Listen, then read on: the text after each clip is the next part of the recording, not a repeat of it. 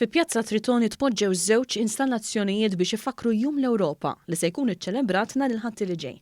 Waqt żjara li għamel fuq il-post il-Ministru fl-Uffiċċju tal-Prim Ministru Carmelo Abela qal kif it-tema ta' din is-sena hija l-Unjoni Ewropea maquda kontra l-COVID-19.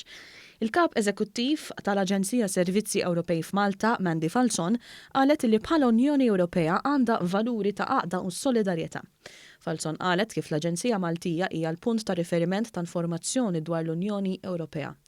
Il-Ministru Carmelo Abela qal li l-Unjoni Ewropea se tkun qed tniedi konferenza għall-Futur tagħha fejn fiha kulħadd jista' jagħti l-opinjoni tiegħu dwar dan. L-Aġenzija Servizzi Ewropej f'Malta se tkun qed tiġbor qed tikkoordina dan il-proċess ta' konsultazzjoni, walakin nħeġġeġ biex dak kollha li jixtiequ li jikkontribwixxu għall-futur ta' l-Ewropa, għall-futur tal-Unjoni Ewropea jagħmlu dan ixini l-opinjoni tagħhom. Naħseb kull opinjoni għandha tiġi evalwata, għandha tiġi apprezzata fl-aħħar mill-aħħar tikkonċerna lilna bħala ċittadini wkoll mhux biss Maltini ma' ċittadini Ewropej.